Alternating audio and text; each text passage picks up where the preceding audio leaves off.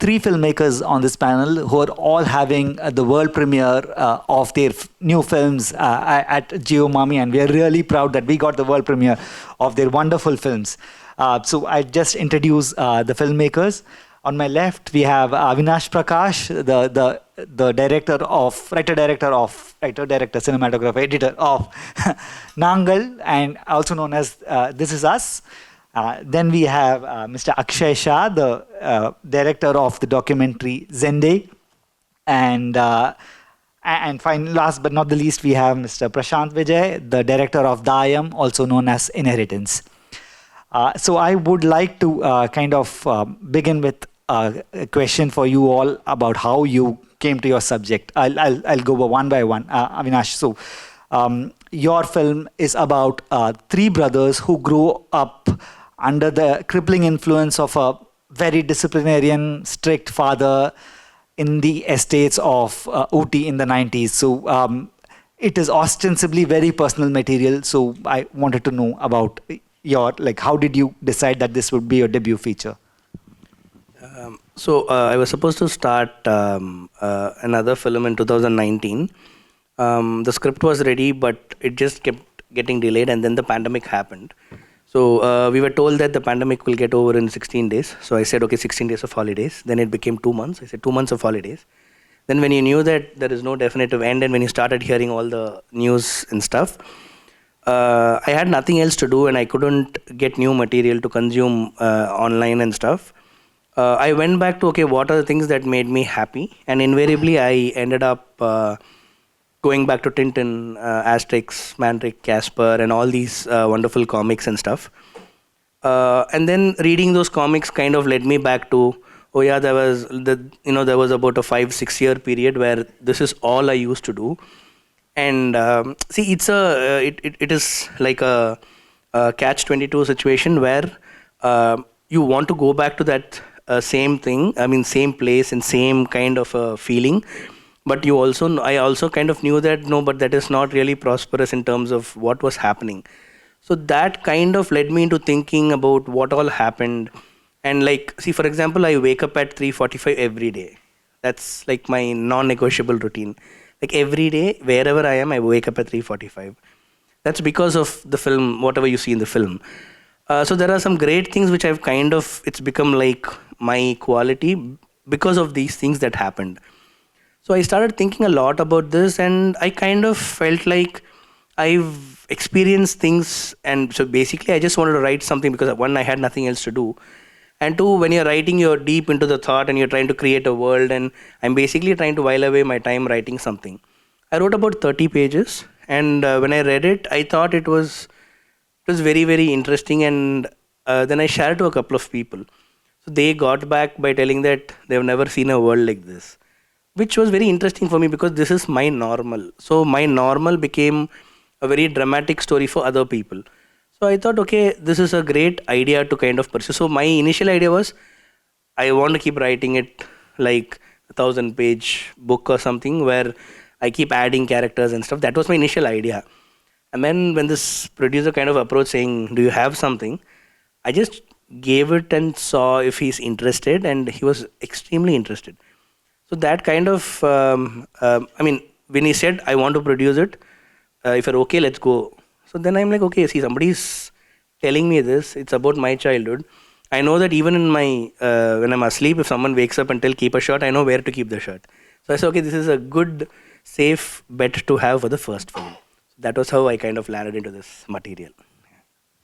Akshay, your film is a lively, energy-packed documentary about Mr. Zende, who's this super cop who's famously associated with the kind of arrest of Charles Shobraj. But your film goes beyond that and then kind of unpacks the person behind the legend. And how did you know this would be your first film as well as a documentary?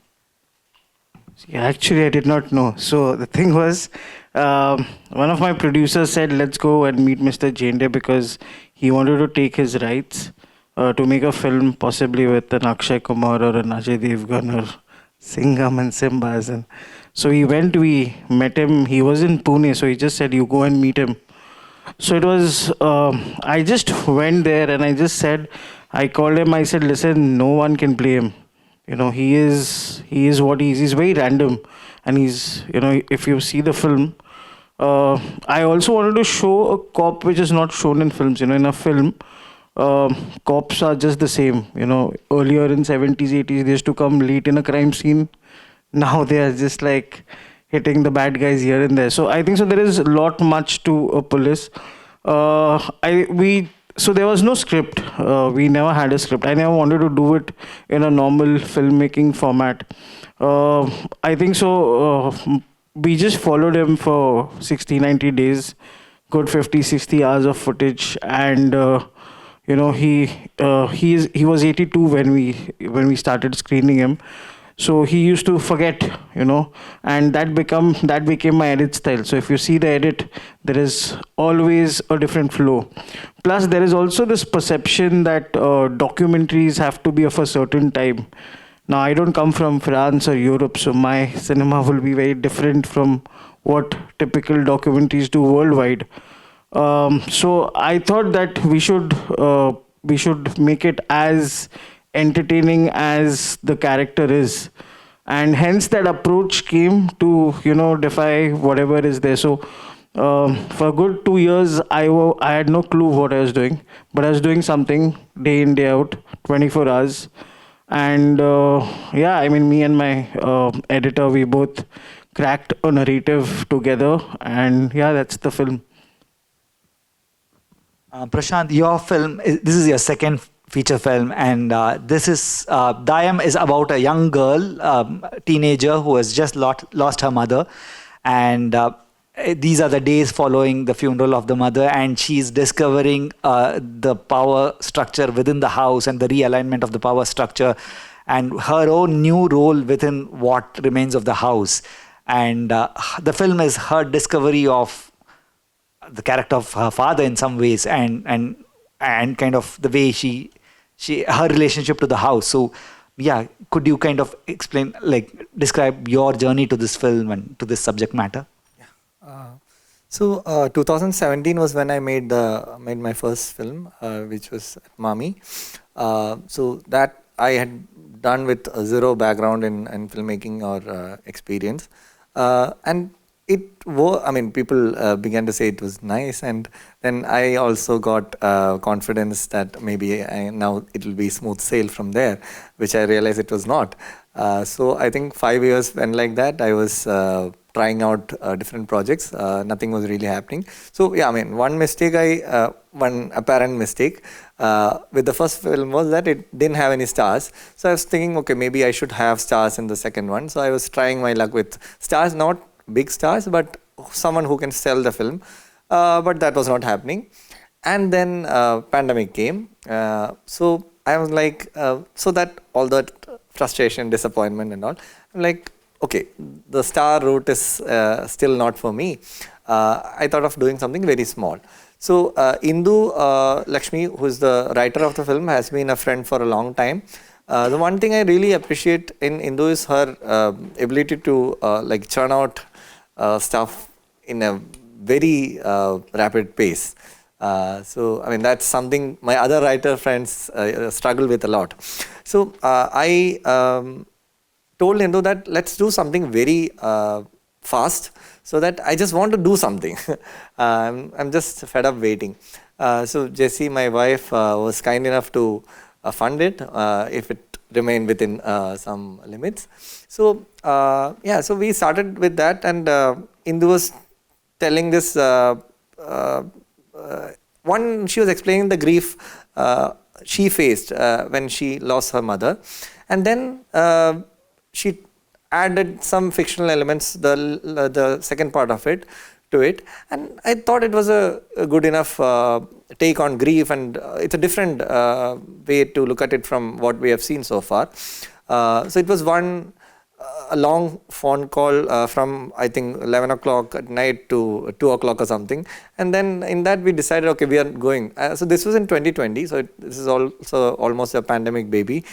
So we decided, okay, let's do it. And the next day she came up with a treatment of 2-3 pages, And the next day, she came up with the script of, I don't remember how many. So yeah, so we decided, okay, we are going. And then we started with everything with the production. And so one of the things, maybe because I am not a writer, I always collaborate with other writers, and I want everything to be perfect in the page. Then only I'll get the confidence to go ahead with the production. So we started planning that, but then I understood that I need more clarity than this. And by that time, the pandemic also got worsened. There was like emergency being declared in Kerala. So we had to stop it. It didn't happen then. So then, yeah, I mean, other projects came. One of that was something bigger than what I was dealing with till then. It had a star. Roshan Matthew was a star. So then I dropped, I shelved this, and all my energies were concentrating on that. Again, that was written by another friend. So we almost went for the production of that, and then Roshan had to go for another shoot, and he requested to postpone it. Then I was like, so my idea was that I'll get back to this after finishing that film, which might give me some more leverage and some more visibility, so which would make the production easy. But yeah, since it again got postponed by like 5-6 months, I was thinking I'll come back to this. Again, Roshan was feeling bad about postponing, and I think after 2 weeks he checked on me and he was asking, so what are you going to do? I said, I might do something. He said, please do that. So that will be my contribution to cinema by postponing. So yeah, so then we decided to do it. So over the years, a lot more discussions happen over the script, which actually helped in creating all those layers over that basic narrative. And at one point, it became a comfortable thing for me on paper. So then I could confidently go ahead with that. I think I covered. Thank you. Yeah, I would like to kind of just dwell on your relationship to the material. For Avinash, it's as you said, it's like very personal material you're deriving from your own life, and it's basically your childhood, your relationship to your father, especially. And does this closeness to the subject matter have certain advantages or disadvantages? Sometimes when things are too close, you kind of lose sense of perspective. Like as you said, there are things that you thought were normal, people were like overwhelmed that it wasn't normal for them, and probably vice versa. So does your intimacy with the subject matter kind of create some challenges? So when I started writing, there was definitely anger. There was a lot of anger that was there.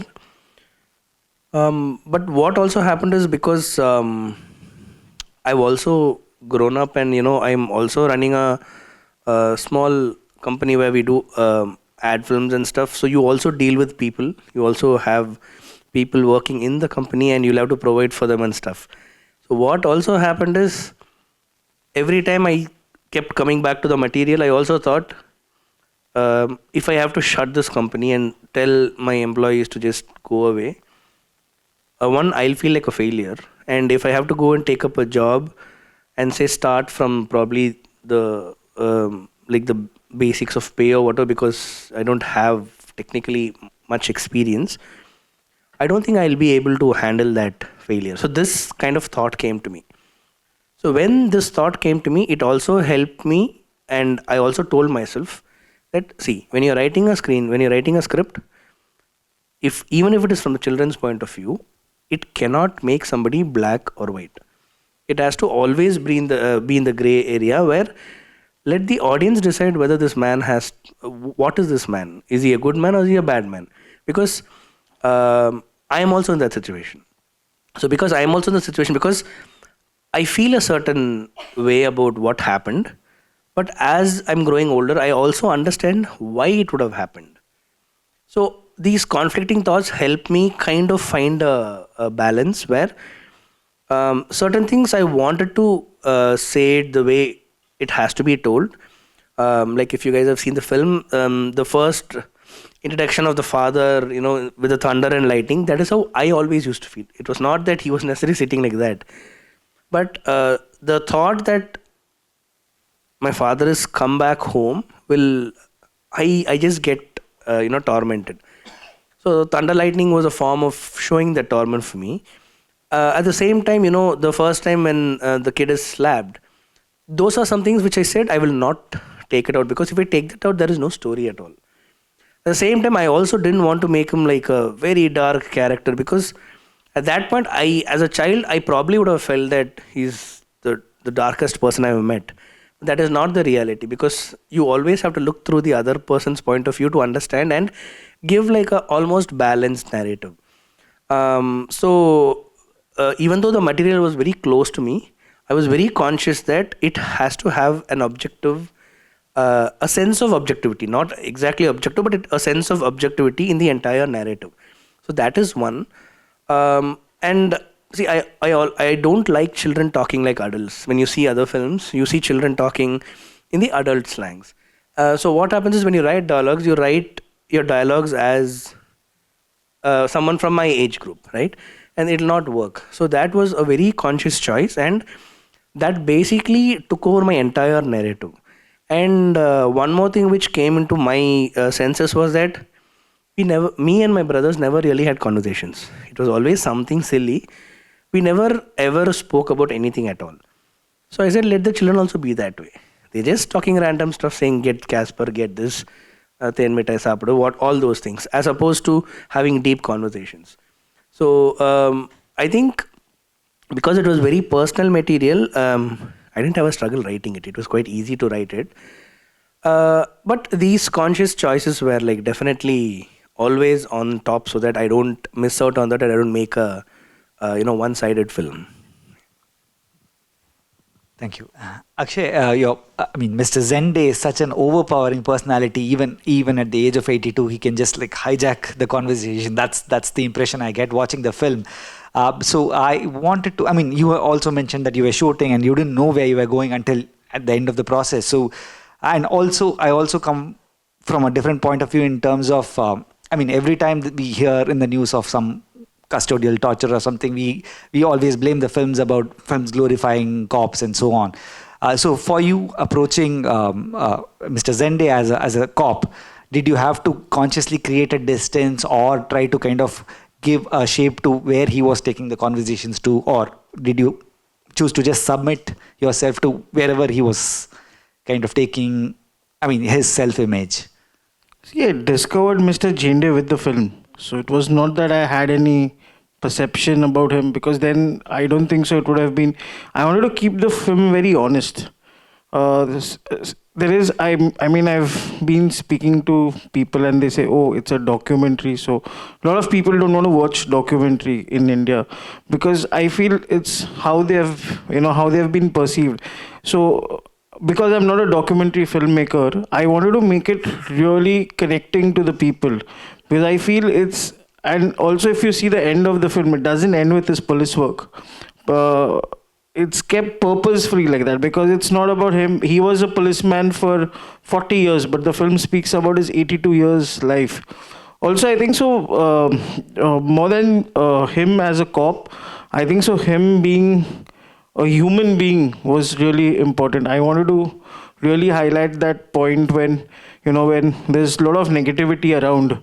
To have a person who really loves to give selflessly is what I really liked. And him being a cop, because we always have a different perception of a cop, so it started trying to figure out how did he catch Charles.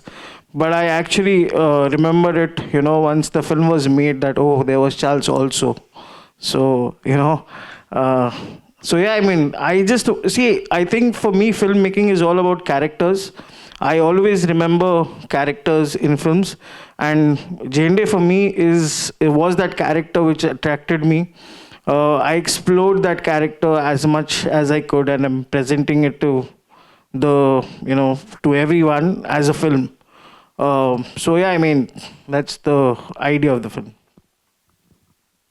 Prashant, in contrast, your film is fiction, and you are narrating the film largely through the eyes of a teenage girl, and which is very different from your own position as like a male filmmaker and so on. So does it pose a challenge when you're trying to develop a film through the eyes of a person which is very different? I mean, who has a very different social position, or all characters like for a filmmaker like just the same?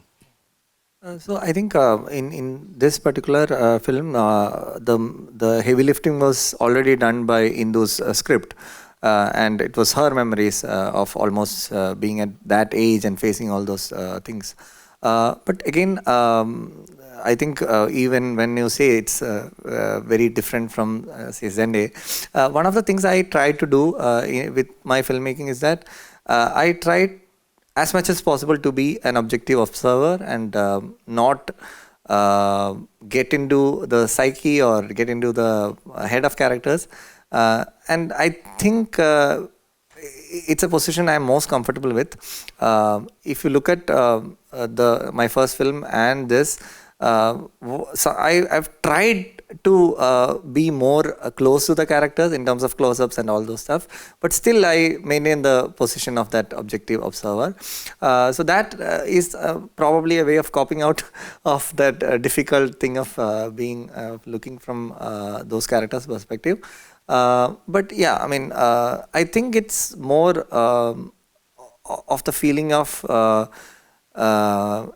the general empathy you have for people, how you see people, all those things might be making some. So I mean, I'm usually when people say ask something like this, I'm reminded of something I read long back when I was a kid in an interview with Maniratnam. I think Manisha Koirala asked. I mean, people are asking him questions, and Manisha Koirala asked him, where does this sensitivity come from? So he said something very interesting. He said, if it's not in the seed, it won't be in the tree. So then this really impressed me. I don't know how I'll be some 12 or 13-year-old, and I tried to have it in the seed. I tried to develop that, and I think that's paying off in some way. I want to dwell on the places that your films unfold in. Avinash, your film is a period film set in Ooty, mostly in Ooty, but the towns around Ooty as well. And there's a lot of location shooting.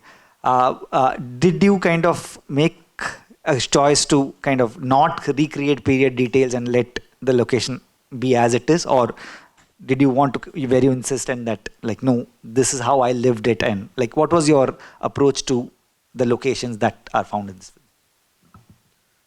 So I don't think I could have made this in any other place because one, I really love Ooty.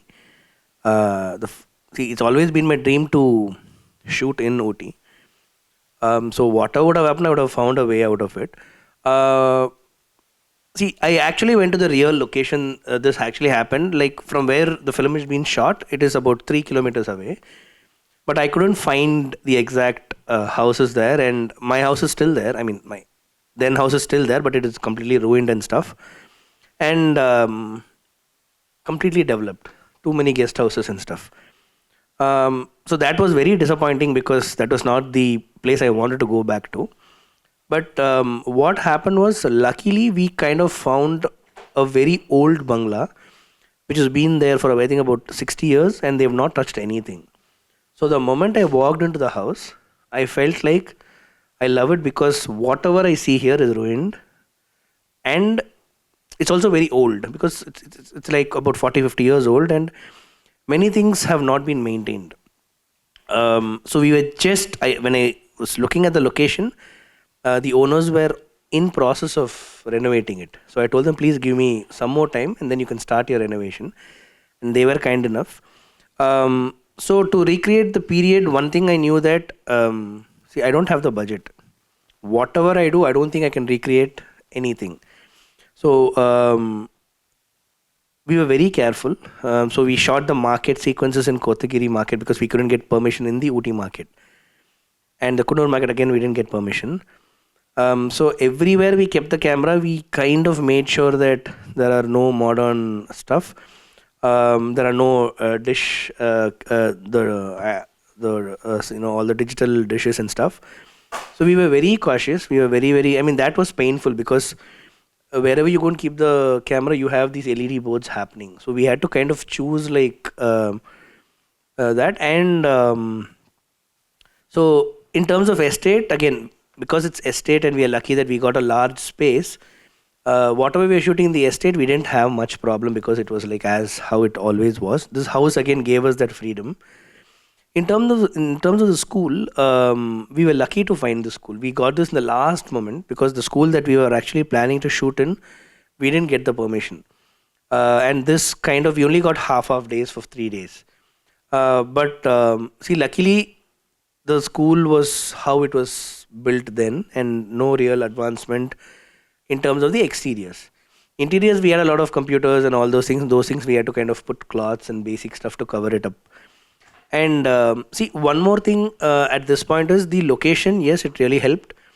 And also the art and prop. So my art director, every shot, she was behind the monitor. After a point, even I started getting nervous because she'll keep pointing, saying that shoes is old, that is old, this is old. I'll say that is not even in the frame. I have not even kept the frame. She said, no, that is old. So she was very sincere in what she was doing. So that really helped me because that was one thing out of my head, and she exactly did. She did more than what was asked. So that really helped. So yeah, Ooty is a place which still has about 30% which is still raw. So I was just lucky that way. Akshay, your film is about Mr. Zende, but it's also so much about the history of Bombay and Bombay itself. So I also hear that you had artificial intelligence tools to kind of recreate locations. So yeah, your approach to Mumbai, and because you're also a Mumbaikar, so yeah, how much of... I'm born in Pune, which is very different to Mumbai. Okay. But you see, I like chaos, and Mumbai is chaos. So I really love the city. I think so. 3-4 scripts, whatever I'm written, I don't know. I can't think beyond Mumbai, which is... So I really love the city, and this is, plus Zende comes from Mumbai, and we discovered the British Mumbai. I think so. If you see the film, we discovered how the 18th century landmarks were there, how the city is being looked from a cop's point of view. Now, once we shot all of that, of course, we wanted to figure out how do we create a Haji Mastan or a Daud Ibrahim or a Karim Lala, or even for that matter, the 1970s of Dharavi. Now, everyone, so for example, a lot of time there was advice that we do, we get actors and we do doc, and I thought the essence was getting lost because the story was about the character. It's about my point of view on the character, the entire film. So I thought another act, like in the entire film, if you see, there's no other character apart from Zende. Like full 70 minutes is just one man. So I did not want that the audience and Zende interaction to be lost by someone coming up. So I always think technology should be used to enhance the storytelling, and I think for indie filmmaking, AI is the best tool we have. I think so. This is the future. Every indie filmmaker should learn about this technology and use it to its advantage to enhance his or her story. Just have a follow-up to the point you made about like Dharavi in the 70s. So how do you kind of go about like recreate? Do you have some inputs to, is that a software? I mean, how? Yeah, so it's like the AI technology works on something called a prompt. So I run an ad film production studio. I don't direct ads, but I do produce a lot of them. And I have an in-house post-production team. Ronald, Sujay, Murtaza, these guys work day in, day out and just prompting and getting it right. Because one, the archival footage insanely in India is for such a huge cost. I don't understand why. But I mean, we couldn't afford. We've made this film in 5 lakh rupees. So we couldn't afford something that. So we thought, okay, we want visuals. Now no one is ready to give, so let's go for AI. So that's how we discovered. I mean, the last 3 months of it, I mean, 1 week back also, we were discovering prompts and trying to get the narrative correct. We used it very subtly. I mean, because we started getting visuals, we thought, let's use it, let's use it. But no, we just used it to wherever it was needed. And yeah, I mean, Prashant, your film is set in Trivandrum, but I wanted to ask whether it could have been set anywhere. And also, so much of it is centered on the house that the protagonist and her father live in. And it has 2 floors, and there's a very important role that the kitchen plays, because that's thematically and also in terms of the story, it's such a central place. So, your approach to the city that is there in the film, but also the house. How did you select, and like what was your conception of the space that they were living in? Actually, as Avinash was saying, I have deep link with Trivandrum. So maybe I came to the city when I was 8 years old, and around that was a time when I decided I will be a filmmaker. I mean, that was like a dream back then. So I think I was there continuously till the age of 24. So then moving out, being in other cities of India, looking back at Rwanda from there. So I think if it is one city I know really well, it's Trivandrum. So right from the short film I did in 2013, I made it a point to be to make the city also a part of it. Even that short film, I was living in Bangalore at that time. So initially I thought of setting it in Raja Market in Bangalore or something, and then, but then at that time, I think mainly because of practical reasons, it was moved to the Chala Market in Trivandrum, and then it started making sense that it should be here. And still people, you know, when you do that, when you show a city in a movie, it has some kind of archival value also. It just registers the city at that moment of time. So yeah, so I'm glad that I'm also being able to make this small archival footages. The second movie, because it was a debut film and all, it got longer than what we intended, and what ended up being cut was the exterior city footages. So it's like a bittersweet story, and this was, as I said, being a pandemic movie and all, it was conceived to be a very contained thing, but still, if there is a city, I wanted it to be Trivandrum, except that I couldn't show any landmark or establish it as, even you had to clarify whether it is indeed Trivandrum. So that was the thing. All this was compensated in the next film, which I'm doing with Roshan. I think it will be a real ode to Trivandrum. We are able to cover a lot of ground there. Yeah. So coming to the question about the space, actually the film sort of okay, so initial when 2020 the discussions happened, we needed a house, we hunted for house, we almost settled in a not so perfect house, but then that production got stopped. In 2022, I think the discussion started with this house, because this was a house which is it was very close to Indu's house, and she used to see this house every day, and she has had fascination for this house, how it will be, how the inside will be. She even dreamt about buying it sometime.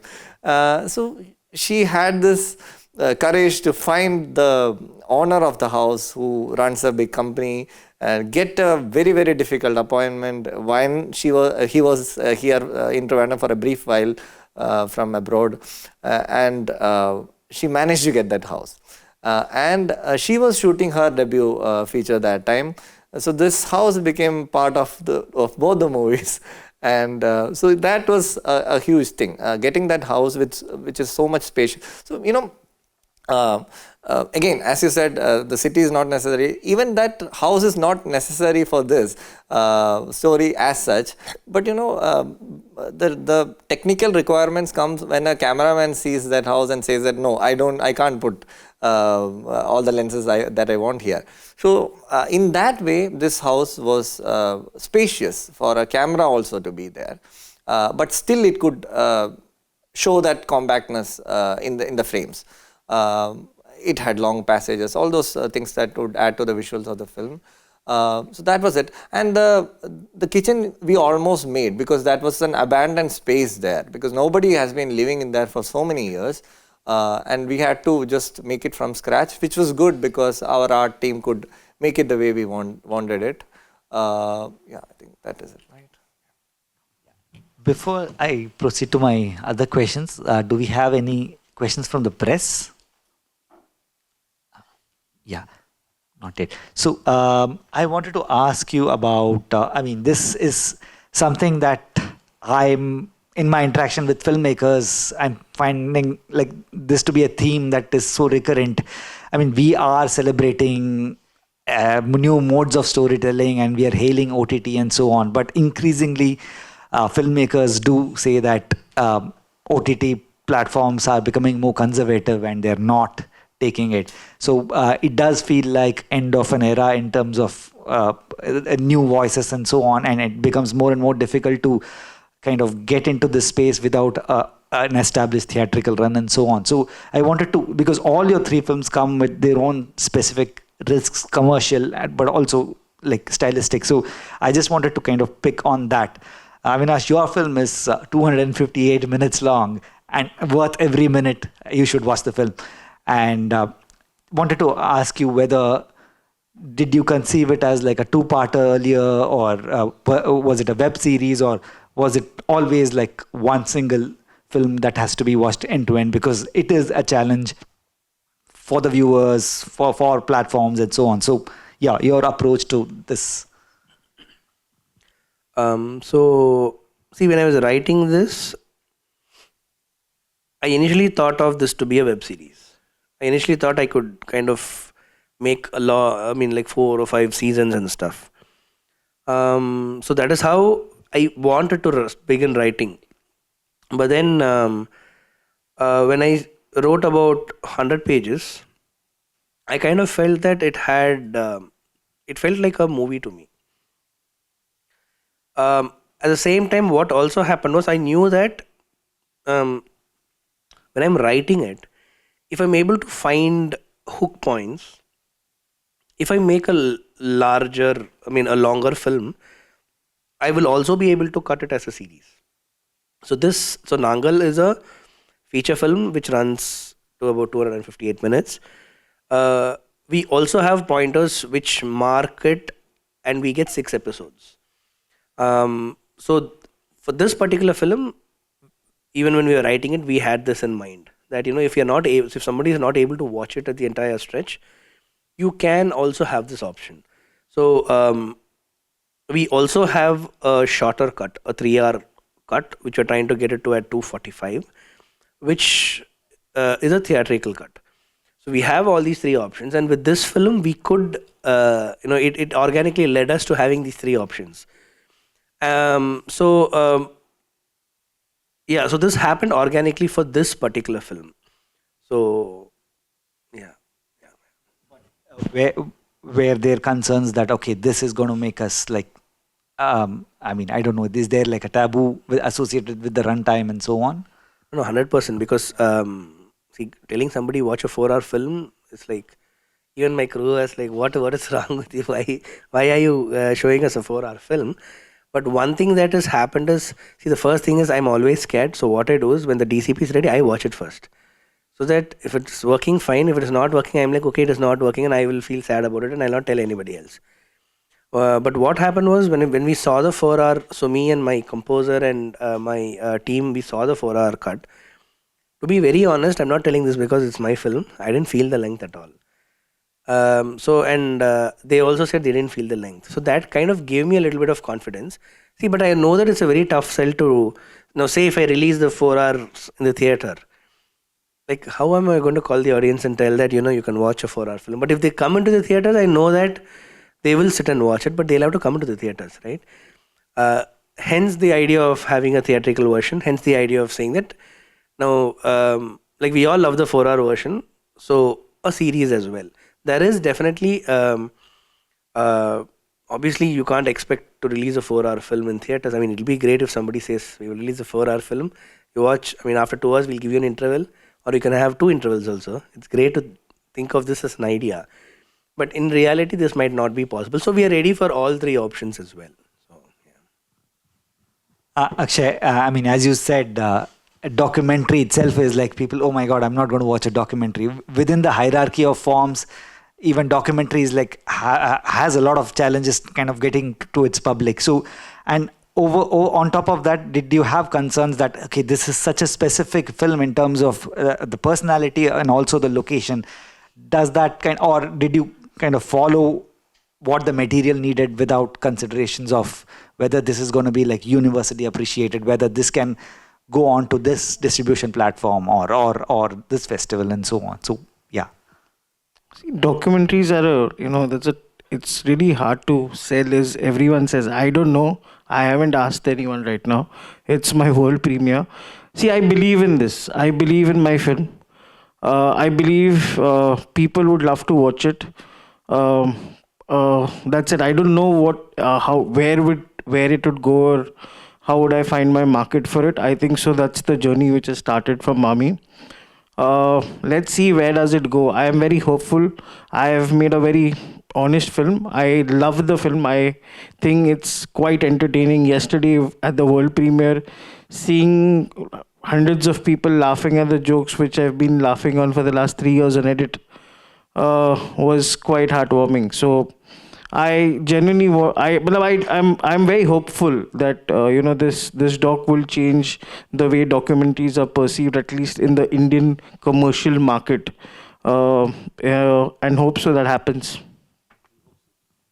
Prashant, I want to pick on that point where you said you are keeping a distance from the character and you are dwelling on her confusion without underlining that she's going through all this. And that, I'm thinking, that comes with a risk, right? I mean, surely you can just put a lot of music and then kind of telegraph to the audience that she's feeling this and we are supposed to feel this way about her feeling and so on. It's definitely a risk, but you stuck to that, the vision that you have. So your thoughts on not making compromises in terms of what you want and with a view for commercial distribution? Debut, you would have seen more of less compromises. So as you correctly put it, it's a huge risk of not connecting with enough number of audience. In this, it's almost like I didn't want my second film to be in a certain way. I wanted it to have stars. I wanted it to connect with more people. I wanted it to be more marketable, but nothing of that happened, and it's almost like a spiritual sequel to the first film. But from the making side, some of the things, of course I can't cross the lines in terms of my sensibilities. I will revolt against myself. Some of the things like the use of music is a little ample in this. In the first film, there are portions where I'm like, no music. In this, when a suggestion comes from the composer, I'll say, probably you can try that. So I was being little lenient, but still it is in that taboo territory where people, do I really want to watch it? Yeah. So that is a challenge, and I honestly don't know how I'm going to navigate that. So what happens is that, be it the Summer of Miracles, be it Inheritance, if there is a captive audience, like in a film festival, I think most of the people love it. So I'm sure that there are many excess of that audience somewhere. So I learned management and marketing some 15 years back, and some of the things that we used to get so much excited was the long tail that was coming because of the internet and all. And as you said, so OTTs came, which was a direct proof that you can go to an audience somewhere, and over the course of time, your movie, any movie can be profitable, which finds its own audience. But as you said, sadly, we began to see that the old world is making its presence there, and the old rules are still being applicable. There are gatekeepers who guards what has to be shown and all. So I'm really confused. Even in the auto ride to here, I was thinking the same thing. I mean, what will I do with these two movies? So I think one of the things I might end up doing if so Adishangal Venal, which is a 2017 film, is still with us. It's still nowhere out there. And I thought I was doing something wrong. Maybe it was me. And I talked with Suman the other day of Mithya, and he said that his producer is Rakshit Shetty, and even they don't know how to put it across. So I was mildly relieved because of that. So yeah, so I think one thing as an indie filmmaker, what I can do is just put it across and wait. Like I'll find my long tail myself. So technically that's possible now. At least maybe 15 years ago, there are no platforms. Now there are platforms. You have to pay. You have to sacrifice the amount, the upfront amount someone would have paid you. But then there is a way. Technically, there's a way to put across the film and maybe let it be there. So thankfully, both of my producers, first one was my friend and second one is my partner. They are not expecting an immediate return out of it. So maybe I can afford to do that also. And yeah, you mentioned your management background, but again, I want to kind of emphasize your backgrounds. And Avinash, you have been working in the commercial industry, ad film specifically. So does that history, does that experience kind of give you certain like baggage in like positive and negative ways when you're working with a material that is so different? Does it kind of like I don't know, change your instinct, or does it kind of sharpen your kind of approach to the moments that you want to film? Yeah, do you sense an influence of your work in the commercial sector on this particular film? See, I've only done films, so I don't know anything else. Like, I grew up watching films, and I decided early on that I didn't know there was something called a director, so I thought heroes are the directors. So I thought hero will go and stand and it'll be captured. So then I decided I'll become a hero. And then when I was in my 10th standard, I was acting in a film. I was playing a very small part, and then I saw the director scolding the actor, and I asked them who is that person, and they said that is a director. The directors write and they make the films, and I said I wanted to be that person because that person is scolding everybody. So that's how it started. After my 12th, I joined film school. I did my editing and sound design because after 12th, you can't get into direction. After my editing and sound design, I was hoping that I'll be able to get admitted because that was like a plan that I kind of did, and luckily that worked. So they also gave me admission in direction as well.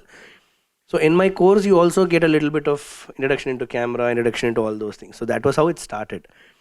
After that, I started shooting a lot of travel shows, and those things were happening. And I always did the second camera because the main DOP used to shoot, and I always did the second camera.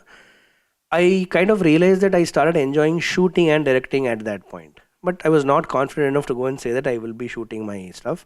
Then I started my company. And see, because in my company, what happens is, say you get a budget, the first thing you see is how much can I make out of it, but you can't deny the quality. So I kind of realized that if I hire an editor, a sound designer, a DOP, and then I'm also there, I'll probably get paid very little. So because I'm a trained editor and I know a little bit of sound mix, so editing and sound mix and direction I used to take care. Only the cinematography I used to always hire people, but I always kind of felt that I can also do that. So when I got a lower budget, what I used to do is I used to start shooting it myself. I know that even if I fail, I can color correct it, readjust the frames, and kind of give it off. So that is how it started, which in turn helped me a lot because I started realizing that when I'm telling what I want to a cinematographer, they are giving me their 100%, but that is not exactly what I want. The moment I held the camera and I started framing, it took a while, but I started realizing this is my visual style. So I was just lucky enough that from 2013, which is when I started my company, till this film happened, I've been shooting projects. And from 2016, all my ad films, except for 2 or 3 which came from other agencies, I've been shooting it. And because I'm shooting, I'm slowly experimenting because I also have this habit of observing a lot of cinematographers when I'm working with them. So I kind of learn from them, borrow from them, kind of see what I can do. So that really helped me in wanting to do the cinematography myself. And it is also to my producer's credit that he obviously was thrown back saying that I will do the editing, I'll do the direction, I'm writing the film, I'll also shoot the film. So I think he was 100% convinced that I should not shoot the film. But luckily, his mentor told him that no, if he's confident, give it off. So I was lucky that producer also didn't say much. After that, what happened was a culmination of all the work I've done, because I could see that so many years of training in small, low budget or moderate budget works, and even the bigger budget ads which we have done to kind of learn lighting, helped me in this film a lot, a lot. So see, we only had three very small lights in the film, very very small independent lights. We've shot sequences using only the hurricane lamps, not nothing at all. See, and also I was also ignorant. Like what Mr. Orson Welles says, when you're ignorant, you think you can do everything, right? So this film, I was completely ignorant when it comes to camera. So I've pushed it maximum, and it really helped me. Now the problem I'm going to have is when I do the next one, I'm not ignorant. So I know that these are things which have to be done. That is going to be that's going to be a challenge for me to be this innocent and this ignorant when I'm also doing that film. But my my background and all the work I've done helped me immensely in making this film. So He was a sensitive person, and he could respond to those scenarios, and that's how it came about. This time Adira was a seasoned actor. She's trained in NY Film School, and that helped a lot, because but I mean, what is interesting is essentially my process in briefing the actors hasn't changed much. Even though he was a 9-year-old boy, Chandru, my first hero, he could grasp what I said, because I have this habit of talking with people in the same way, even if they are kids. I mean, I almost talk to them as adults. And he could grasp, or whatever he could grasp is what he delivered. With Adra, she had a very clear process, as trained people do.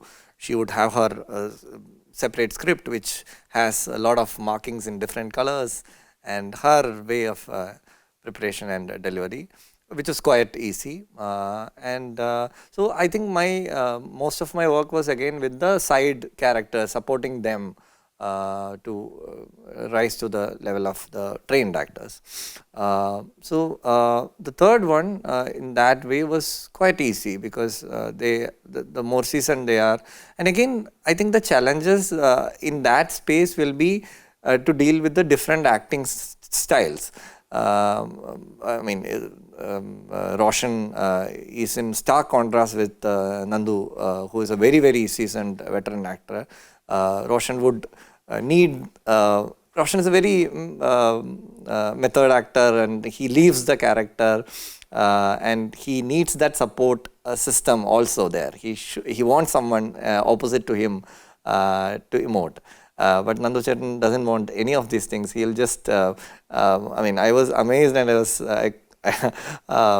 the way he would give 3 separate reactions, which has to feel at 3 different parts, to fall at 3 different parts of the scene in one go. He said, I don't want prompts. These are the 3 deliveries.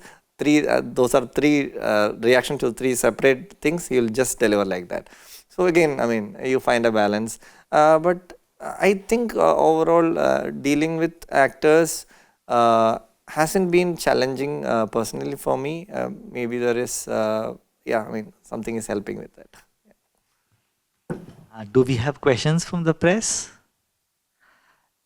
If not, I would like to thank all 3 filmmakers profusely for presenting their film and also being at the festival in person. And we're really proud once again to have world premiere of their new films, and we wish the very best for the subsequent journey of the films. Thank you so much, and have a great rest of the festival. Thank you.